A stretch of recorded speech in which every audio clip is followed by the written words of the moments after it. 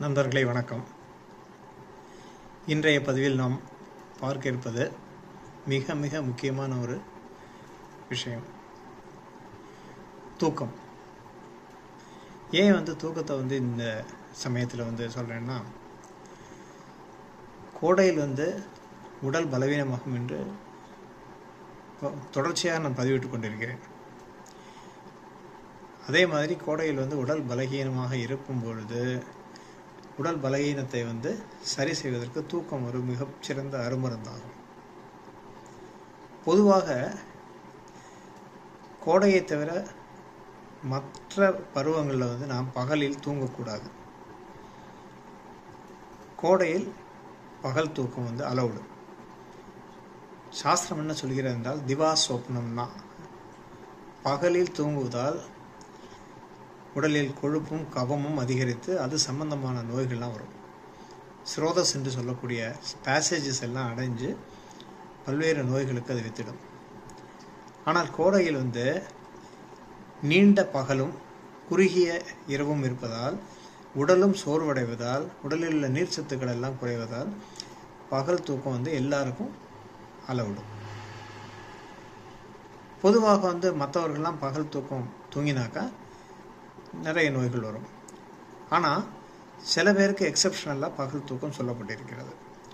உடல் மெலிந்தவர்கள், சிறு வயதினர், குழந்தைகள், வயது முதிர்ந்தவர்கள், அதிகமான உடல் உழைப்பினால் களைப்பு ஏற்பட்டவர்கள், நோயுற்றவர்கள், இந்த மாதிரி நிறைய மனநோயாளிகள், இவங்களுக்கெல்லாம் பகல் தூக்கம் அலௌடு. ஆனால் அப்போ கூட என்ன சொல்கிறாங்கன்னா, பகலில் நீங்கள் சாப்பிட்டுட்டு தூங்கக்கூடாது, மதிய உணவுக்கு முன்னாடி தூங்கி எந்திரிச்சிடணும். ஏன்னா நல்ல உணவு உண்ட பின் உறங்கினால் அது கபத்தின் சேர்க்கைக்கும் கொழுப்பு அதிகமாகுவதற்கும் உடலில் உள்ள சேனல்ஸ் எல்லாமே அடைபடுவதற்கும் நோய்க்கு ஒரு காரணமாகும். சரி, இப்போ பகல் தூங்கக்கூடாது, ராத்திரியில் கண்டிப்பாக தூங்கணும். Uninterrupted 8 hours night sleep is very essential for healthy human being. நீங்கள் ராத்திரி விடிய முழிச்சிட்டு பகலில் தூங்கினீங்கன்னா அது கெடுதல் தான். ராத்திரோ ஜாகரணம் ரூக்ஷம் ஸ்னிக்தம் பிரசோபனம் திவா அப்படின்னு சொல்லியிருக்காங்க. ராத்திரியில் தூக்கம் முழிச்சா என்ன ஆகும்னா, உடலில் வறட்சி அதிகமாகும், வாத நோய்கள்லாம் வரும். அதே மாதிரி பகல் ஃபுல்லாக படுத்து தூங்கினீங்கன்னா உடம்புல நெய்ப்புத்தன்மை அதிகமாகி உடல் பருமன், கப நோய்கள்லாம் வரும். ஆனால் இன்றைக்கி இருக்கக்கூடிய இளையவர்கள்லாம் இதை தான் ஃபாலோ பண்ணுறாங்க. இரவினில் ஆட்டம், பகலினில் தூக்கம். தயவுசெய்து உங்கள் பழக்கத்தை மாற்றிக்கொள்ளுங்கள்.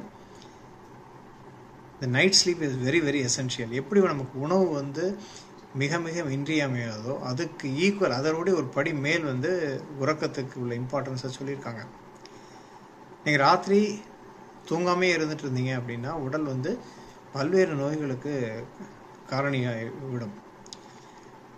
அதே மாதிரி ஒரு கண்டினியூஸாக ஒரு 3 நாள் ஒருத்தர் தூங்காமல் இருந்தாங்கன்னா என்ன வேணால் வரலாம், ஈவன் மரணமும் சம்பவிக்கலாம். ஆனால் அதே சமயம் ஒரு 4-5 நாளைக்கு சாப்பிட முடியல, தண்ணி மட்டும் குடிச்சிட்டு இருந்தாங்கன்னா he will be able to sustain. எனவே ராத்திரி தூங்குறது வெரி எசென்ஷியல்.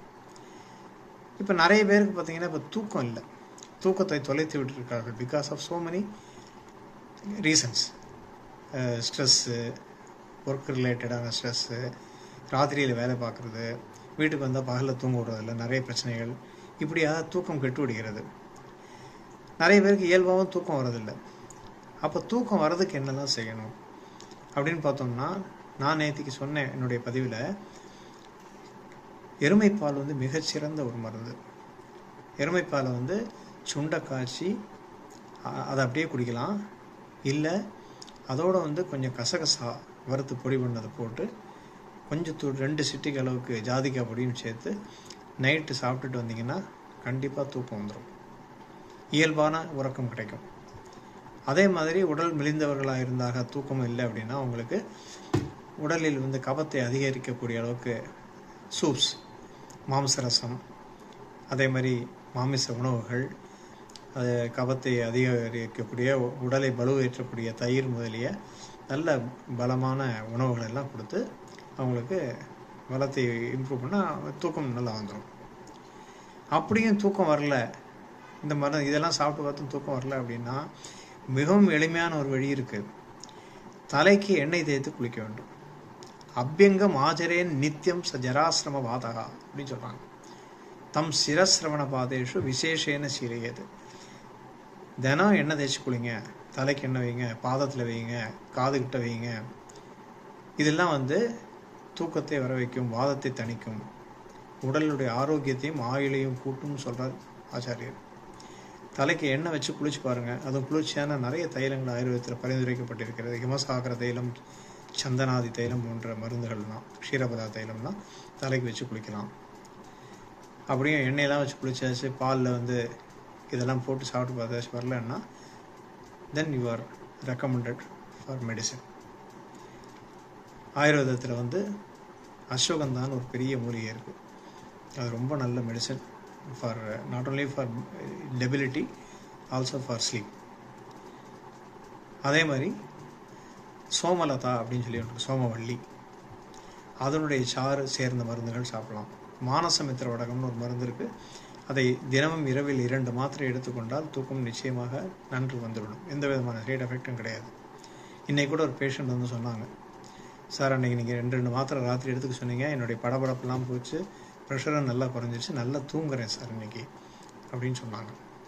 அதே மாதிரி அஸ்வகந்தாரிஷ்டம், சாரஸ்வதாரிஷ்டம், சாரஸ்வதாகிருதம், பிரம்மீகிருதம் போன்ற மருந்துகள்லாம் தூக்கமின்மைக்கும் மன அழுத்தத்திற்கெல்லாம் மிகச்சிறந்த மருந்தாக கருதப்படுகிறது. எனவே கோடையில் நல்லா பகலில் தூங்கலாம், உடலை பலப்படுத்துங்கள். உடலில் நோய் எதிர்ப்பு தன்மை, ரெசிஸ்டன்ஸ் இம்ப்ரூவ் ஆகணும், இன்க்ரீஸ் ஆகணும்னா உணவுகளைப் போலவே ஈக்குவல் இம்பார்ட்டன்ஸ் உறக்கத்திற்கு உண்டு. எனவே தூக்கத்தை தொலைக்காதீர்கள். இளையோர்களே, உங்களுடைய லைஃப் ஸ்டைலை மாற்றிக்கோங்க. நைட் சீக்கிரம் தூங்குங்க, பகலில் சுறுசுறுப்பாக இருந்து உங்களுடைய அன்றாட வேலைகளை பாருங்கள் என்று இந்த பதிவின் மூலமாக நான்